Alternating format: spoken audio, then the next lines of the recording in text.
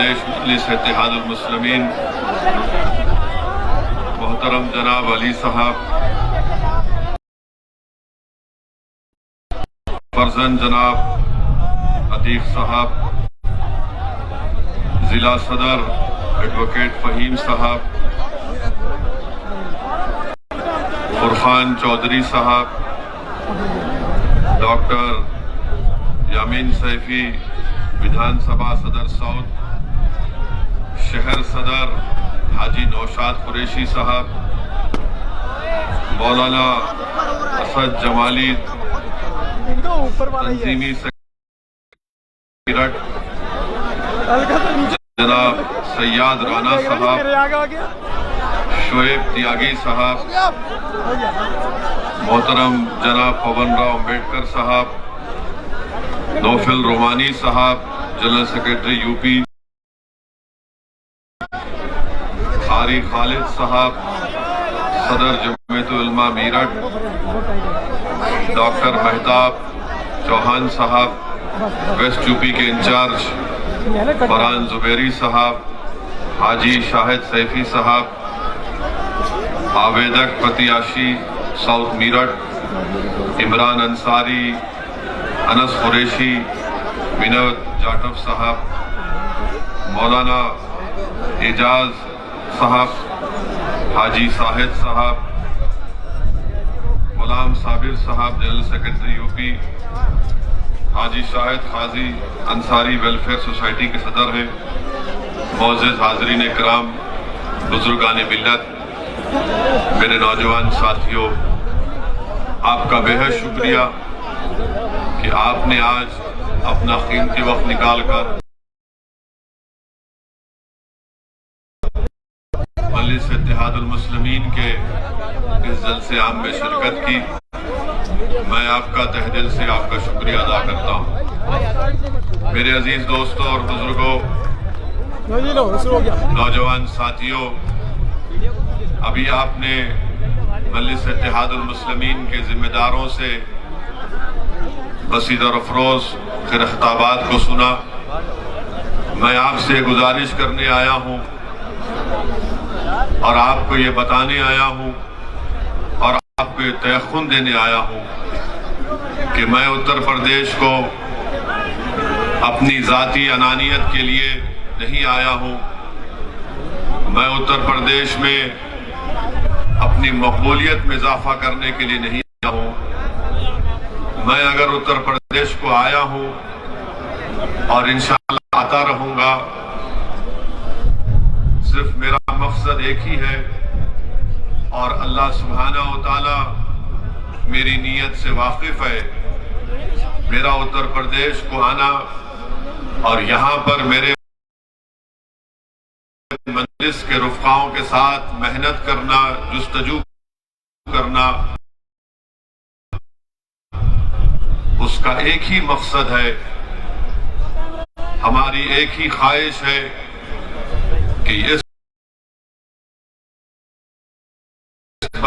देश में जहां पर हर जात और बिरादरी ने अपनी अपनी एक सियासी आवाज को बनाया, अपनी एक सियासी ताकत को मनवा लिया, अपने नुमाइंदों को उन्होंने अपने वोट से कामयाब करवाया और अपनी एक सियासी शनाख्त पैदा कर ली, जिसकी बुनियाद पर उन तमाम जात और बरादरियों ने अपने समाज के लिए कुछ हासिल किया।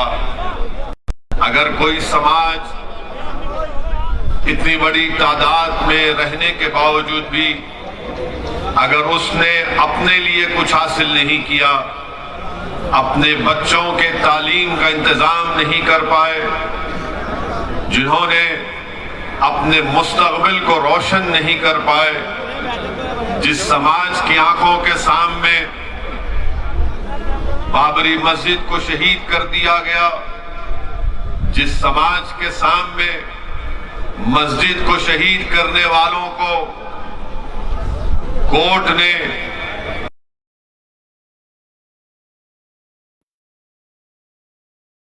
दिया, आपके आपकी और हमारी आंखों ने मेरठ की इस सरजमीन पर हमने मलियाना का वो 70 से ज्यादा मुसलमानों का कत्लेआम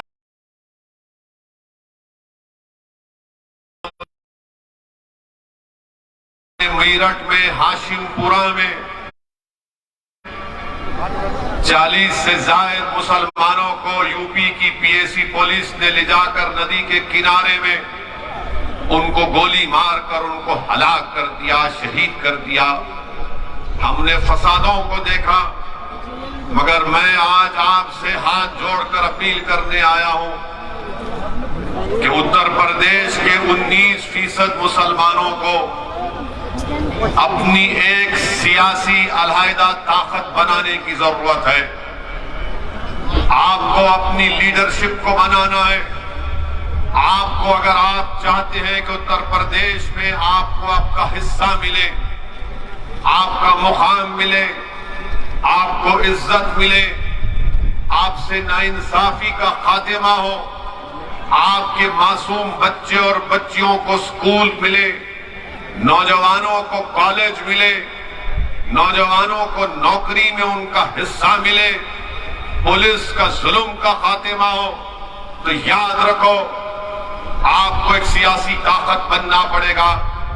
जिस तरह उत्तर प्रदेश में दलितों ने और खास तौर से जाटवों ने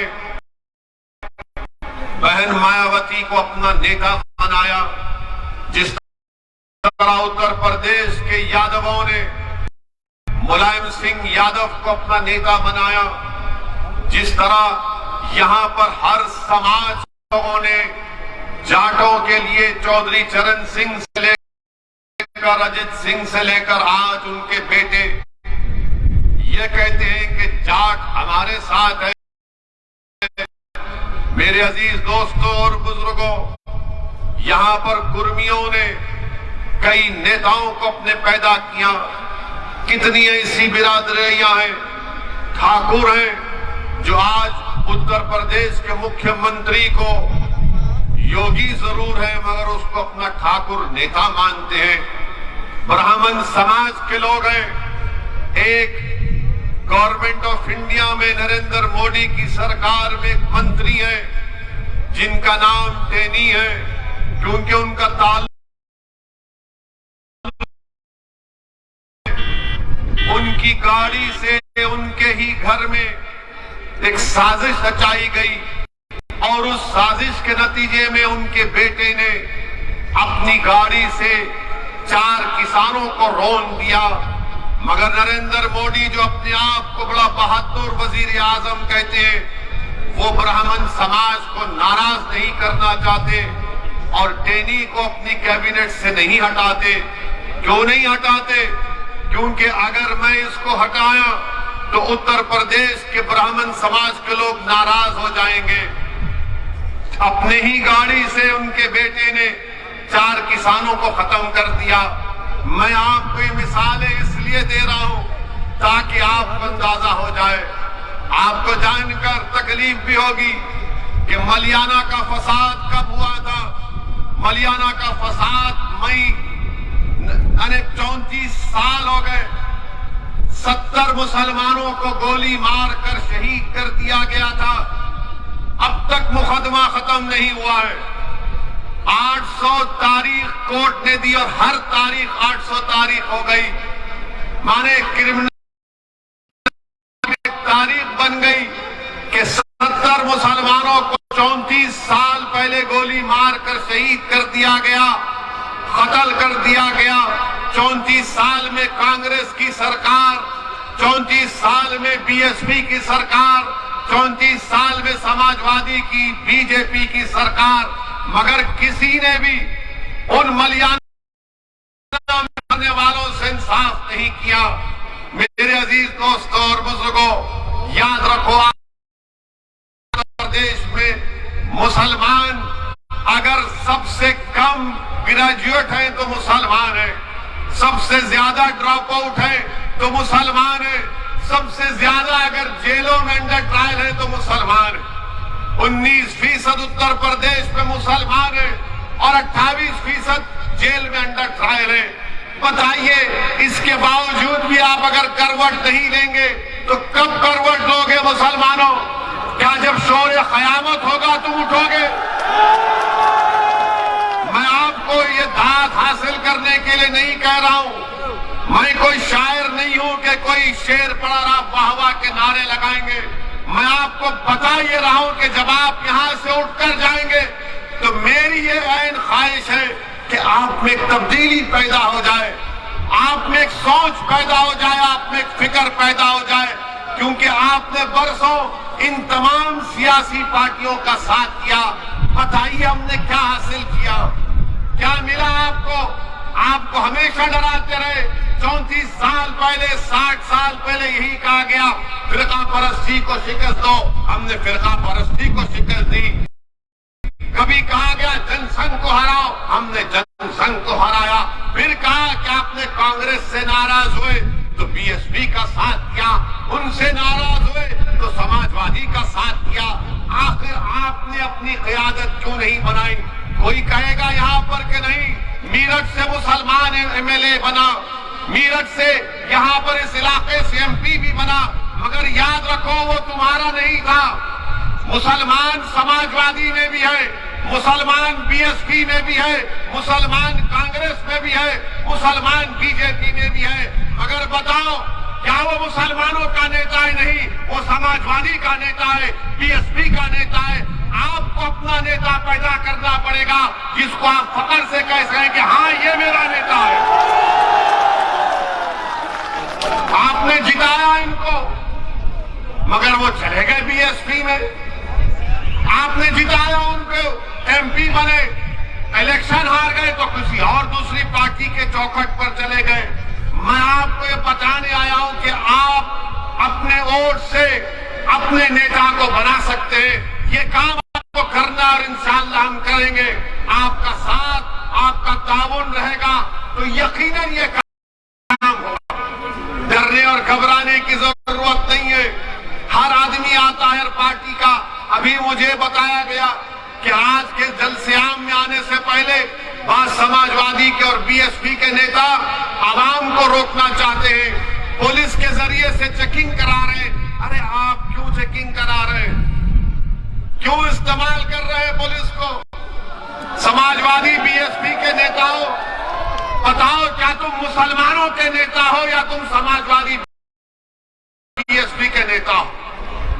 वोट का जब मामला आएगा तो आकर कहेंगे कि हमको वोट दे दो। वोट का जब मामला आएगा हमको वोट दे दो, मगर जब बात आएगी शरीयत की तो गूंगे बन जाते हैं। जब बात आएगी मुसलमानों से इंसाफ की तो अंधे बन जाते हैं। जब बात आएगी CAA NRC की तो बहरे हो जाते हैं। अरे सब चीज पर हम बोलते हैं और जब इलेक्शन का मामला आता तो बोलते नहीं, ओवैसी भाषण को अच्छा देता मगर बीजेपी को हराना। बीजेपी को हराना जरूर है, मगर क्या हम हराएंगे बीजेपी को या फिर उत्तर प्रदेश का हमारा हिंदू भाई हराएगा? डेटा है, आदादोशुमार है कि पिछले 2019 के लोकसभा के चुनाव में 75% मुसलमानों ने बीएसपी और समाजवादी को वोट दिया। उसके बावजूद भी सिर्फ 15 लोकसभा की सीट पर कामयाब हुए, बाकी सीट पर बीजेपी कामयाब हो गई। किसकी वजह से हुई? आपने दिया बीजेपी को वोट? क्या आप देंगे बीजेपी को वोट? क्या नहीं है कि दोबारा योगी इस प्रदेश का मुख्यमंत्री ना बने? मगर ये कैसे होगा? क्या आपको यकीन नहीं है कि मजलिस बीजेपी को हरा नहीं सकती? यकीनन मजलिस बीजेपी को हरा सकती और हराएगी इंशाअल्लाह होगा। मगर ये समाजवादी और बीएसपी के लोग आकर कहेंगे नहीं, ये जो लंबा आदमी है, शेरवानी टोपी पहना, इसकी बात पे यकीन मत करो, इसकी बात पे यकीन मत करो, फिर किसकी बात का यकीन करेंगे?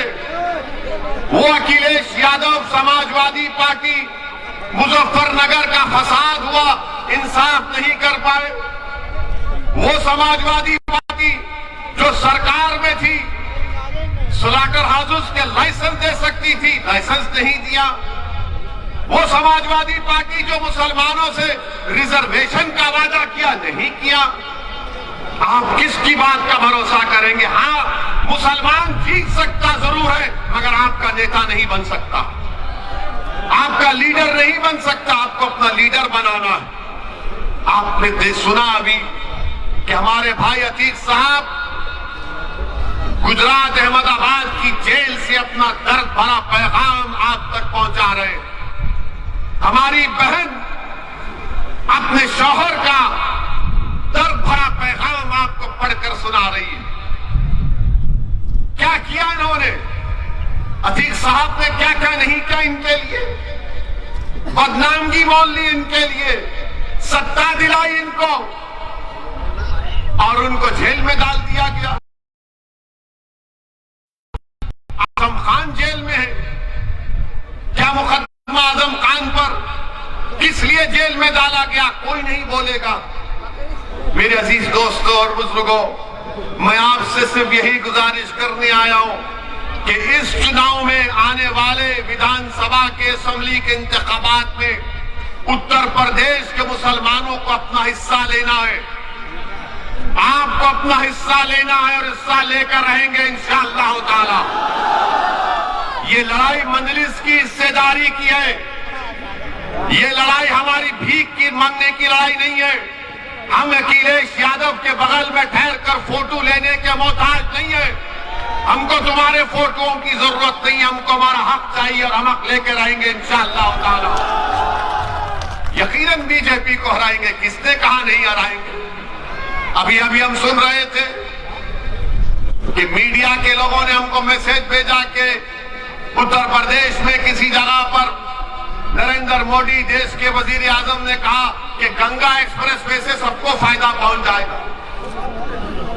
गंगा एक्सप्रेसवे से भारत के प्रधानमंत्री ने कहा कि गंगा एक्सप्रेसवे से सबको फायदा पहुंच जाएगा। इतने 1000 करोड़ की मंजूरी दी। नरेंद्र मोदी जी मीरठ शहर में ट्रैफिक का प्रॉब्लम हल नहीं कर सके, वो गंगा एक्सप्रेसवे बनाएंगे। गंगा एक्सप्रेसवे बनाएंगे। कितना लंबा लंबा छोड़ते हैं। बिजली बम्बा बाईपास मीरठ का मोदी जी कब से बन रहा है? अखिलेश के जमाने से चल रहा है। वो मुकम्मल नहीं हुआ। मोदी जी बोले गंगा एक्सप्रेसवे बना दूंगा मैं। आज आप देखते हैं कि वजीर आजम बीजेपी के दौर में आज महंगाई आसमान को छू रही है। 14% इन्फ्लेशन रेट है। जीएसटी साबुन से लेकर बनियन तक जीएसटी नरेंद्र मोदी लगा दिए। अरे जीएसटी साबुन से लेकर बनियन तक। और फिर जो लोग फिक्स डिपॉजिट में पीपीएफ में इन्वेस्टमेंट किए उनको क्या मिल रहा है वो सोच ले। जो मोदी के भक्त हैं, जो दिन रात मोदी मोदी करते हैं, मैं उनसे मुखातिब हूं, आपसे नहीं हूं। मैं उनको कह रहा हूं, शायद उनके कान में अगर मेरी बात पहुंच जाए तो उनके दिमाग के जाले साफ हो जाएंगे। और फिर खाना महंगा, तेल महंगा और आमदनी कुछ नहीं है। पेट्रोल डीजल की कीमतें आसमानों को छू रही है। आप बताइए, इतने महंगाई के दौर में गरीब आदमी 2 वक्त का खाना अपने बच्चों को, अपने माँ बाप को खिलाने के लिए परेशान है। मगर मोदी जी क्या कह रहे? मैं गंगा एक्सप्रेस से बना दूंगा, इतने 1000 करोड़ लगा दूंगा। अरे इन्फ्लेशन को कम कैसा करेंगे मोदी जी? कीमतें कैसा कम होगी वो बताइए ना। आपने बनियन पर जीएसटी, साबुन पर जीएसटी, आपने सब लगा दिया। क्या बचा बताइए? अब खाली सांस लेने पे जीएसटी लगना बाकी है। भारत के प्रधानमंत्री प्रधानमंत्री के पास इसका जवाब नहीं है। और फिर आजादी के बाद इतना फर्क आया है आमदनी के इनकम इनइक्वालिटी में। अच्छे दिन की बात करने वाले कहां गए, बुरे दिन ही आ गए पूरे। नरेंद्र मोदी के पास इसका कोई जवाब नहीं है मेरे अजीज दोस्तों और बुजुर्गों। और फिर ये फेंकू, मालूम मुझे बोलने की जरूरत नहीं है। अब आप एक नया कानून ला रहे वजीर आजम के बच्चियों की शादी 18 साल में नहीं 21 साल में होगी। बच्चियों की शादी 18 साल में नहीं 21 साल में होगी। अब आप बताइए 18 साल के कितने लोग हैं यहां पर, हाथ उठाओ।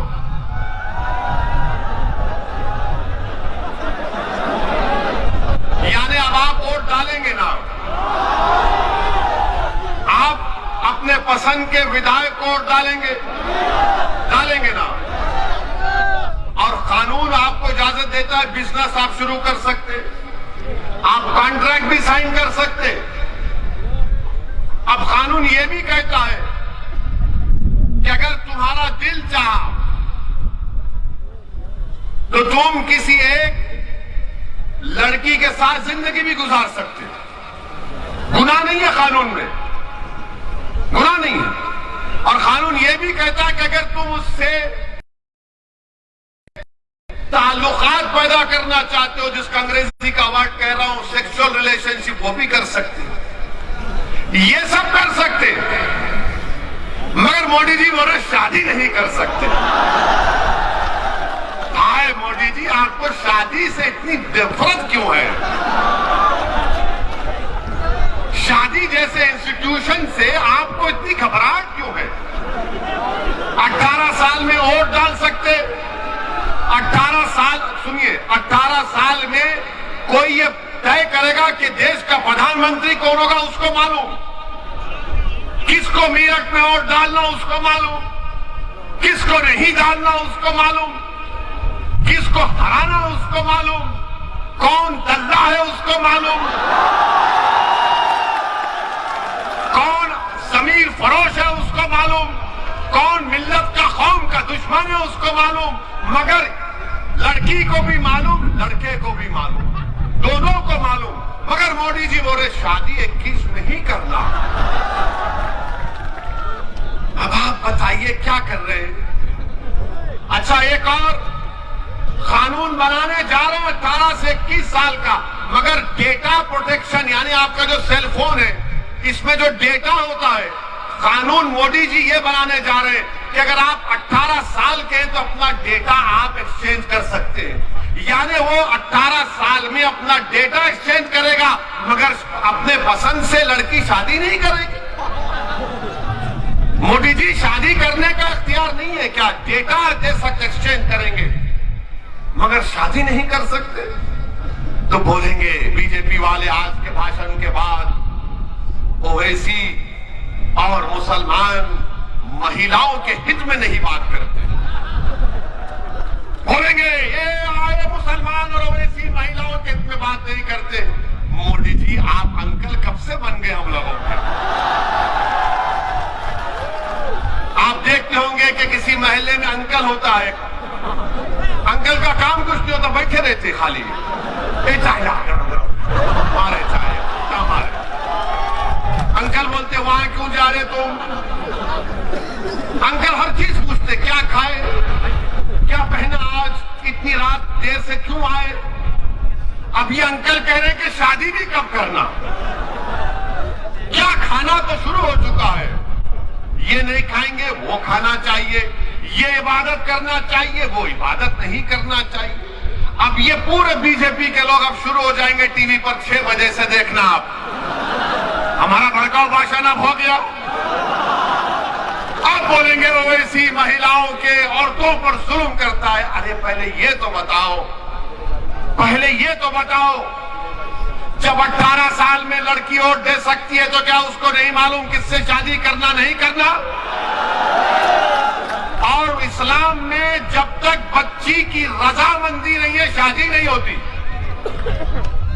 जब तक बच्ची राजी नहीं होती रजामंदी नहीं होती। मगर ये सिर्फ मुसलमानों का नहीं, पूरे देश के नौजवानों का मसला है। हर मेरा मानना यह कि 18 साल का नौजवान, चाहे वो लड़की हो या लड़का हो, मैं रोज इनसे सीखता हूं कई चीजें। वो मुझे बताते कि देखो ये टेक्नोलॉजी है, इस तरह से आप काम करो, फायदा होगा। हम इनको बच्चा नहीं समझना चाहिए। अच्छा मोदी जी, आपकी सरकार ने इन लड़कियों के लिए, महिलाओं के लिए क्या किया आपने? तो बीजेपी वाले बोलेंगे मोदी जी ने बेटी बचाओ बेटी पढ़ाओ किया। इसमें बेटी बचाओ बेटी पढ़ाओ में क्या था? पार्लियामेंट की स्टैंडिंग कमेटी की रिपोर्ट ये कहती है कि 446 करोड़ इस बेटी बचाओ बेटी पढ़ाओ को दिया गया, जिसमें से माशाल्लाह नरेंद्र मोदी की सरकार ने मोदी की तस्वीर का ऐड देने के लिए 80% पैसे खाली मोदी की तस्वीर में खर्च किए कि मोदी जी का ऐसा पोस्ट, कभी ऐसा हाथ रख रहे हैं, कभी वहां हाथ रख रहे हैं। यानी 446 करोड़ में मीडिया को इश्तिहार 79% चला गया। अच्छा फिर ये बोलेंगे नहीं ओवैसी महिलाओं के खिलाफ है। मैं महिलाओं के खिलाफ नहीं हूं। अगर हमारे घर का हाल आपको मालूम होता तो आप ये बात नहीं करते। हम यहां पर भड़काऊ भाषण दे सकते, घर में गए तो गूंगे हो जाते अपने सामने, उनके सामने। अब आपको मालूम होगा कि महिलाओं का भारत में काम में, वर्क में, लेबर फोर्स में, वर्क पार्टिसिपेशन में 2005 में 26% महिला काम करती थी। मोदी जी 2020 में सिर्फ 16%। क्यों कम हुआ? क्यों कम हुआ? इसके पास इनका कोई जवाब नहीं है। और फिर ये बोलते नहीं वेस्टर्न कंट्रीज में ऐसा हो रहा है। सुनो बीजेपी वालों, हम जानते हैं, हम थोड़ा पढ़ लिख कर आए। अमेरिका में एक प्रदेश है जहां पर बच्चियों को 14 साल की उम्र में शादी की इजाजत है। 14 साल की उम्र में। बर्तानिया में, ऑस्ट्रेलिया में 16 साल की उम्र में शादी की इजाजत है। न्यूजीलैंड में 16 और 19 साल के दरमियान में मां बाप राजी है तो शादी हो जाती। और भारत में 18 साल में तुम मोदी को वोट दे सकती है हमारी बेटियों, मगर तुम पसंद से अपनी शादी नहीं करोगे। अच्छा फिर ये बीजेपी वाले हमारे को बोलेंगे नहीं नहीं ओवैसी जो है बच्चों को ज्यादा पैदा करने के लिए मुखालिफत कर रहा तो बोलते हैं ना। आपको मालूम कि इनसे पूछिए टीएफआर क्या होता है ये संघियों से। हम एक टीवी प्रोग्राम में थे, टीवी प्रोग्राम में रिकॉर्डिंग में थे, तो वहां बीजेपी के बड़े नेता बैठे थे। हमने कहा बताओ उत्तर प्रदेश में टीएफआर कितना है? बोले वो क्या होता? उत्तर प्रदेश में टीएफआर गिरा है सबका। यानी अगर आज 100 लोग पैदा हुए तो क्या उतने लोग मर रहे? तो जितने पैदा हो रहे हैं उत्तर प्रदेश में उससे ज्यादा लोग मर रहे हैं। उसको टीएफआर समझाने के लिए मोटा मोटा टीएफआर गिरा है, इनको पता ही नहीं है। भारत में टीएफआर गिरा है और ये बार बार ये बीजेपी आरएसएस वाले बोलते बच्चे बहुत पैदा हो रहे, 2 बच्चों का कानून बना 2 बच्चों का।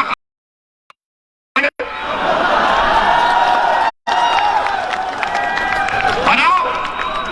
सुप्रीम कोर्ट में जाकर मोदी ने कहा सुप्रीम कोर्ट को कि माय लॉर्ड भारत में 2 बच्चों के कानून की जरूरत नहीं है। क्यों नहीं है? क्योंकि हमारी आबादी में टीएफआर आ चुका है। पूरी विश्व में, पूरी दुनिया में अगर कोई नौजवान मुल्क है तो भारत है। 60% से कम और आबादी हमारे 40 साल से नीचे की है। भारत के वजीर आजम ने, भारत की सबसे बड़ा ताकत ये डेमोग्राफिक डिविडेंड है। क्या किया इन्होंने? कुछ नहीं किया। सुप्रीम कोर्ट को बोल दिया नहीं बना सकते कानून। अब बोलेंगे नहीं नहीं बच्चों को टाइम मिलना चाहिए बच्चे पैदा करने में। अरे तुम कौन होते डिसाइड करने वाले? वो बैठ के डिसाइड करेंगे कब पैदा करना नहीं करना। तो बोलेंगे नहीं पढ़ाई कैसा होगी? अरे तुमने कौन सा कॉलेज खोला बताओ यूपी में? महिलाओं के लिए कौन सा कॉलेज खोला? क्या किया तुमने भारत में? बताओ, कुछ नहीं किया। सिर्फ कानून बनाने जा रहे हैं। देश के प्रधानमंत्री कानून बनाने जा रहे हैं। मेरे अजीज दोस्तों और बुजुर्गों, फिर आप ये भी जानते हैं कि मजलिस के खिलाफ तो बहुत सी बात है। इनका उत्तर प्रदेश का डिप्टी सीएम जनाब मौर्य साहब, केशव प्रसाद मौर्य है ना? हाँ।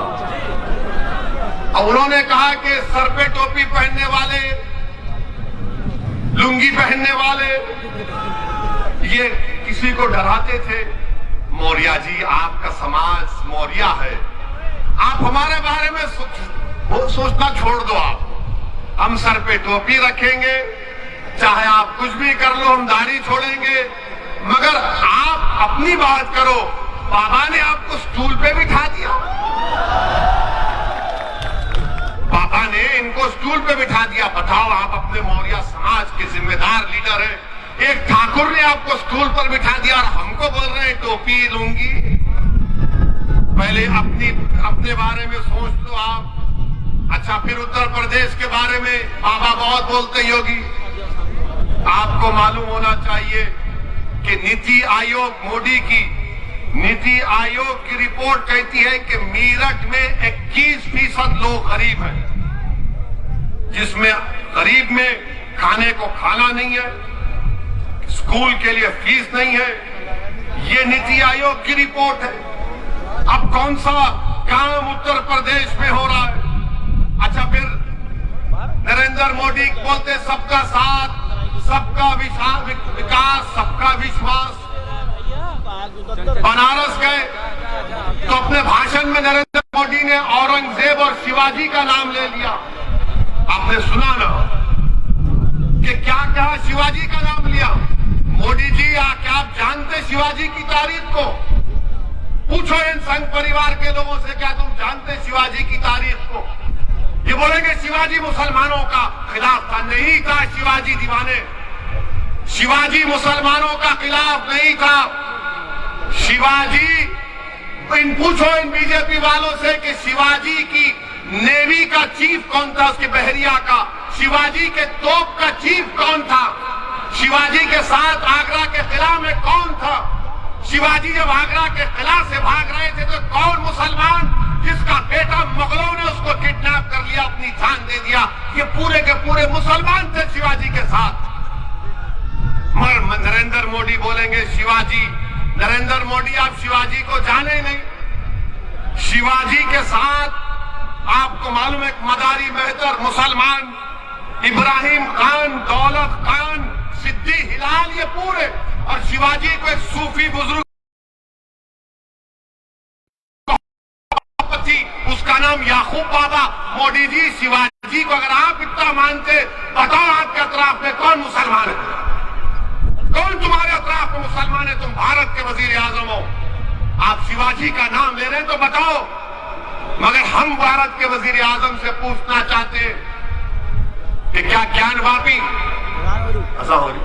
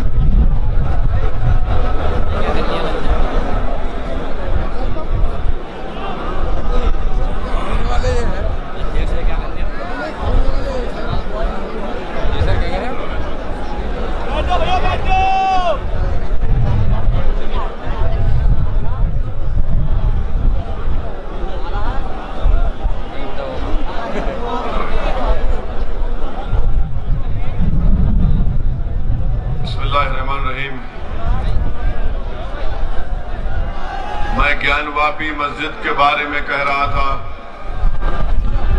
कि क्या मोदी सरकार ज्ञानवापी मस्जिद को खूबसूरत नहीं बना सकती? क्या दिल्ली के जामा मस्जिद की तारीखी मस्जिद जो आज उसकी खस्ता हाल हो चुकी है, उसकी तामीर नहीं कर सकती? जब सबका साथ, सबका विकास की बात होती है, तो क्या मथुरा में जो मस्जिद अच्छा नहीं किया जा सकता? क्या अजमेर की दरगाह को खूबसूरत नहीं बनाया जा सकता? मेरे अजीज दोस्तों और बुजुर्गों, ये भारत के वजीर आजम की पॉलिसी है। सबका विश्वास, सबका विकास की बात करते हैं, सिर्फ ज़बानी खर्च करते हैं, इनके पास कुछ नहीं है। आज उत्तर प्रदेश में लॉ एंड ऑर्डर नाम की चीज नहीं है। यही मीरठ में मजलिस इत्तेहादुल मुस्लिमीन के रुकने बल्दिया जुबैर अंसारी को गोली मारकर उनको हलाक कर दिया गया। 3 महीने से 4 महीने से ज्यादा हो गया और बीजेपी की सरकार और मीरठ की पुलिस कातिल को नहीं पकड़ सकी। क्यों नहीं पकड़ सकी? क्योंकि जुबैर अंसारी को जिन्होंने कत्ल किया, पुलिस और हुकूमत जानती है कि किसने जुबैर अंसारी को मारा। उत्तर प्रदेश में लॉ एंड ऑर्डर नाम की कोई चीज बाकी नहीं रही। मेरे अजीज दोस्तों और बुजुर्गों, आज आपके पास, जैसा कि शौकत साहब ने कहा कि मुर्गी काटने पर मुकदमा, अब हर चीज पर मुकदमा। 20 दिसंबर 2019 को एनआरसी के खिलाफ एहतजाज हुआ, 5 लोगों पर गोली कर दिया गया, 26 लोगों पर एनएसए लगाया गया। हमारे अंसारी बिरादरी के लोग अपने पावरलूम इंडस्ट्री के लिए एक फ्लैट रेट की बात कर रहे हैं, तो सरकार नहीं करना चाहती। आम रिटर्निंग लाइसेंस नहीं दिया जाता। और फिर सबसे बड़ी बात यह कि अमित शाह ने 2012 में मीरठ को आकर ये वादा किया था यहाँ के वकीलों से कि मीरठ में हाई कोर्ट की ब्रांच डाली जाएगी, बेंच डाला जाएगा। उसका भी वादा नहीं पूरा कर सके। बताइए आप, रुककर मीरठ में अमित शाह ने कहा था 2017 में कि यहाँ पर मीरठ में हाई कोर्ट की एक बेंच डाली जाएगी, वो भूल गए। हर एतबार से बीजेपी ने जो 5 साल का मौका उत्तर प्रदेश की जनता ने उनको दिया, वो उसमें नाकाम साबित हुए। मेरे अजीज दोस्तों और बुजुर्गों, मेरी आपसे गुजारिश है कि डरने और घबराने की जरूरत नहीं है। लोग आकर कहते रहेंगे कि वोट डालना है, यकीनन डालिए वोट, मगर आपको अब की बार अपनी पार्टी मजलिस इत्तेहादुल मुस्लिमीन को कामयाब करना है। आपको हिम्मत से और हौसले के साथ मजलिस के उम्मीदवारों को कामयाब करना है। याद रखिए कि भारत हो या उत्तर प्रदेश हो, हम अपने मुल्क की जमहूरियत को उसी वक्त मजबूत करेंगे जब हम अपनी अलहदा सियासी लीडरशिप को पैदा करेंगे। मुसलमानों की आवाज भारत की संसद में, उत्तर प्रदेश की विधानसभा में उठनी चाहिए। जब तक आप अपने मसाइल को नहीं उठाएंगे, बताइए, शिकायत मुझे आपसे कि अल्ताफ को मार दिया गया कासगंज में, फैसल को मार दिया गया उन्नाव में, जुबैर अंसारी को गोली मार दी गई। बताइए ये जुल्म का खात्मा कब होगा? ये नाइंसाफियों का खात्मा उस वक्त होगा जब आप मुत्तहिद होकर अपनी एक सियासी ताकत को बनाएंगे। हाँ, मैं जानता हूं उत्तर प्रदेश में आए दिन कोई ना कोई वाकया मुसलमानों पर जुल्म किया जाता है, मगर मेरे अजीज दोस्तों और बुजुर्गों, याद रखो कि मक्का की सरजमीन है, मक्का की सरजमीन है, बिलाल हबशी है और हजरत बिलाल उमैया बिन खल्फ के गुलाम है और हजरत यासिर बिन अम्मार को कोड़े मारे जा रहे हैं। उमैया बिन खल्फ यासिर बिन अम्मार रज़ियल्लाहु ताला अन्हु को कोड़े मारता है, थक जाता है। अबू जहल मारता है, थक जाता है, अबू लहब मारता है, थक जाता है, और फिर उमैया बिन खल्फ हजरत बिलाल हबशी से कहता है कि बिलाल अब तुम मारो, तुम ताकतवर हो। हजरत बिलाल परेशान है, इस्लाम कबूल कर चुके हैं। हजरत अम्मार के करीब जाते हैं तो हजरत अम्मार कहते हैं कि बिलाल आप भी मुझे 2-3 कोड़े मार दीजिए, मगर ये मत कहिए कि आपने इस्लाम को कबूल कर लिया, मार लो मुझे भी 2-3 कोड़े तुम। उमैया बिन खल्फ जो उनका जिन्होंने हजरत बिलाल को खरीदा था, वो पुकार कर कहता है बिलाल मारो इसको। हजरत बिलाल हजरत अम्मार बिन यासर की तरफ देखते, अबू लहब की तरफ देखते, हजरत अम्मार बिन यासर की तरफ देखते, उमैया बिन खल्फ की तरफ देखते, हजरत यासर बिन अम्मार की तरफ हजरत बिलाल देखते और अबू जहल की तरफ देखते हैं और पुकार कर कहते कि सुनो यासर बिन अम्मार, जब तुम उस अल्लाह वहदहु शरीक को मानने वाले हो, जब तुम रसूलुल्लाह सल्लल्लाहु अलैहि वसल्लम के गुलामी का ऐलान कर चुके, तो जब तुम अल्लाह के दीन के लिए कोड़े खा सकते हो तो बिलाल भी तुम्हारे लिए कोड़े खाएगा। और पुकार कर उमैया बिन खल्फ को कहते हैं कि अकेला यासर बिन अम्मार कोड़े नहीं खाएगा, बिलाल भी कोड़े खाएगा और तुम्हारी मुसीबत का मुकाबला करेगा। मेरे अजीज दोस्तों और बुजुर्गों, कभी भी हालात से मायूस मत हो। अल्लाह कुरान में फरमाता ला तक़नतु मिन रहमतिल्लाह, कि अल्लाह की रहमत से मायूस मत हो। हजरत बिलाल को कैसी तकलीफ दी जाती थी मक्के की सरजमीन पर, रेत पर लिटाकर गरम गरम पत्थर हजरत बिलाल की पीठ पर रख दिए जाते। रसूलुल्लाह सल्लल्लाहु अलैहि वसल्लम ने जब हजरत बिलाल की तकलीफ देखी तो आंख में आंसू आ गए रहमतुल्लाह आलमीन के, और दुआ की या अल्लाह हजरत बिलाल के पर कुछ आजाद कर दे इस तकलीफ से। सिद्दीक अकबर कहते और रसूलुल्लाह सल्लल्लाहु अलैहि वसल्लम की आंख में आंसू देखकर कहते कि या रसूलुल्लाह आपकी आंख में आंसू कैसे हैं? तो रसूलुल्लाह सल्लल्लाहु अलैहि वसल्लम फरमाते हैं कि मैं बिलाल की तकलीफ को बर्दाश्त नहीं कर सकता, कि है कि जो बिलाल को खरीद कर आजाद कर दे।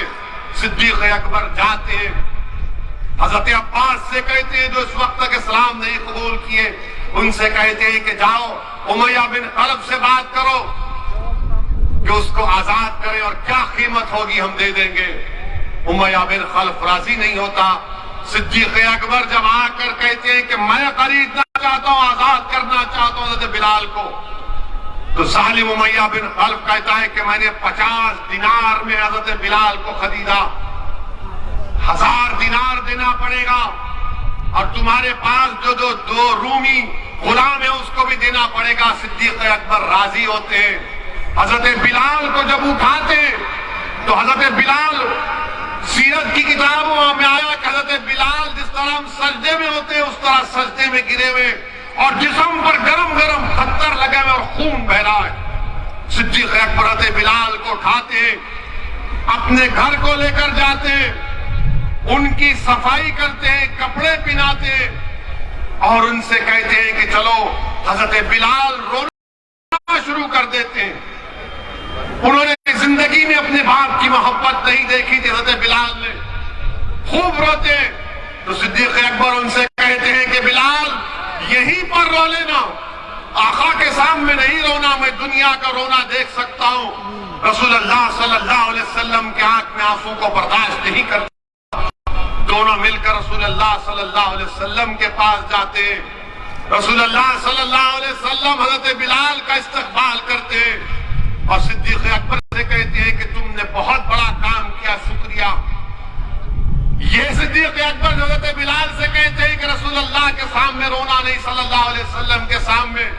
वो रसूलुल्लाह सल्लल्लाहु अलैहि वसल्लम के सामने कहते या रसूलुल्लाह मेरी सारी दौलत आप पर कुर्बान, आपने कैसे शुक्रिया कहा, ये दौलत आपकी है।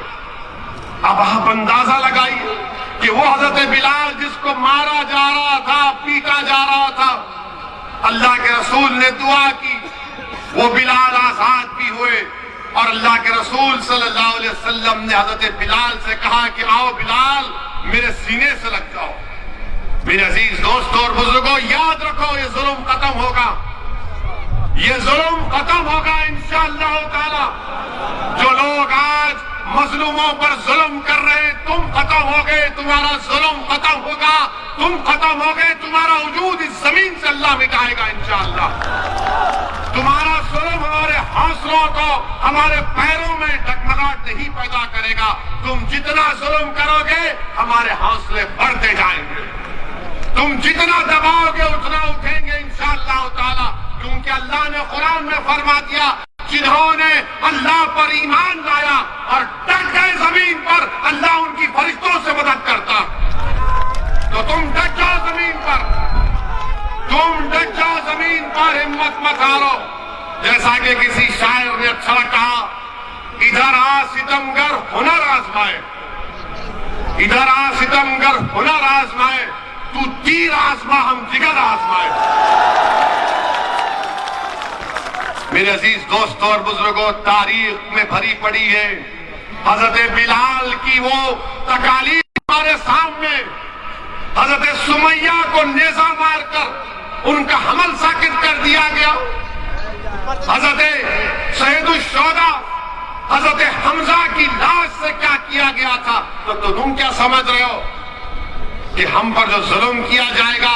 अरे मेरे अजीज दोस्तों और बुजुर्गों, कामयाबी इंशाअल्लाह ताला आपके कदम चूमेगी, कामयाबी कदम चूमेगी। जो लोग आज जुल्म कर रहे हैं, याद रखो, इख्तिदार हमेशा किसी के पास रहने वाला नहीं है, इख्तिदार जाएगा इंशाअल्लाह ताला। जो लोग आज जुल्म कर रहे हैं ताकत के बलबूते पर, इख्तिदार के नशे में आकर, कल तुम्हारे पास इख्तिदार नहीं होगा, कल तुम्हारे पास इख्तिदार नहीं होगा। और मेरे अजीज दोस्तों, नौजवानों, हमेशा आपसे कह रहा हूं कि अपने दिल पर भरोसा करो, दिमाग पर मत करो। दिमाग तुमको डराएगा। जब हजरत बिलाल को उमैया बिन खलफ ने कहा कि लो घोड़ा लेकर मारो, तो हजरत बिलाल की नीयत साफ थी। वो देख रहे थे कि अगर मैं नहीं मारूंगा तो आग में डाला जाऊंगा, मुझे मारा जाएगा। मगर दुनिया ने देख लिया कि हजरत बिलाल ने सच्चाई का साथ दिया, हजरत बिलाल ने अपने दिल को माना और सच्चाई का हक का साथ दिया। तो वो उरूज पर पहुंचे। कौन से उरूज पर?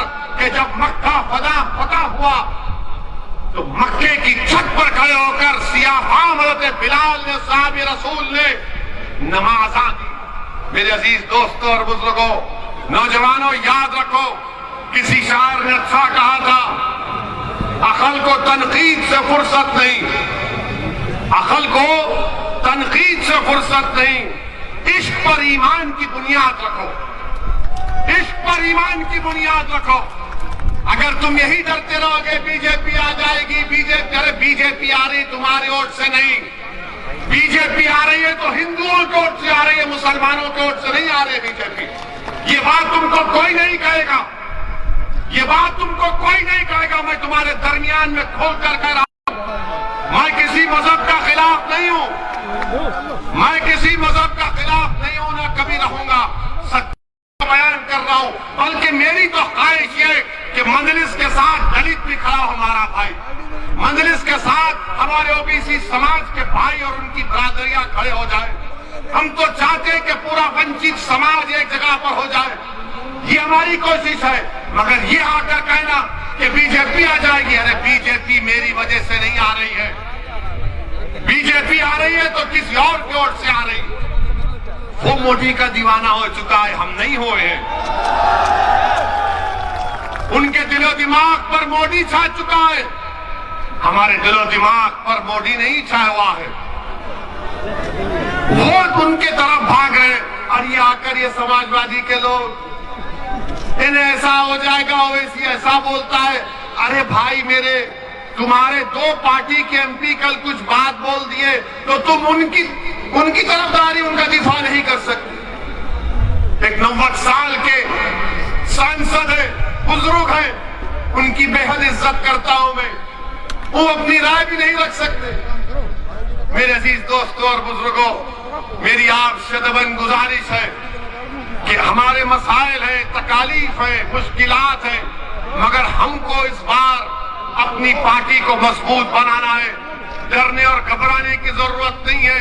अपने विधायक को यहां से कामयाब करिए आप, और ये लोग आएंगे, बहुत सी बातें करेंगे, मगर मुसलमान का नेता कौन है बताओ? समाजवादी में कोई नहीं हो सकता, खाली यादव है। बीएसपी में बहन जी है। ये सब क्या रहेंगे? तुम छल्ले बन के रहेंगे वहां पर। इनकी कोई अहमियत नहीं है वहां पर। ये सामने नहीं कर सकते उन लोगों के, पार्लियामेंट में तकरीर नहीं कर सकते। जब हमारी पार्लियामेंट में तकरीर होती तो बोलते ओवैसी भाई आपकी तकरीर सुननी आए। मैंने कहा तुम क्यों नहीं बोलते? बोले हमारी मजबूरी है। आप बताइए काहे की मजबूरी? 19% है, जीतो, कामयाब हो और अपनी आवाज मसाइल को उठाओ। उत्तर प्रदेश में इंशाअल्लाह ताला मजलिस इत्तेहादुल मुस्लिमीन यकीनन पूरे वंचित समाज के साथ काम करने के लिए तैयार है। अभी हमको कोई कह रहा था कि ओवैसी साहब कौन हमको हमारे साथ लेकर जाएगा। हमारा एक दोस्त है, फोन किए थे कि हमारे साथ हमको कौन लेकर जाएगा। मैंने कहा फिक्र मत करो, जब हशर का मैदान होगा रसूल अल्लाह हम सबको लेकर जन्नत में जाएंगे। हमको उनके साथ, उनका साथ काफी, अल्लाह हमारे लिए काफी है। अरे दुनिया फानी होने वाली है, हम कोशिश करना हमारे हाथ में, ओवैसी कोशिश करेगा। आप हमारा साथ दो, नियतों का दिल का हाल अल्लाह जानने वाला है। कामयाबी अल्लाह देगा, उरूज अल्लाह देगा और जालिमों का अल्लाह खातिमा करेगा। अस्सलाम वालेकुम व रहमतुल्लाह।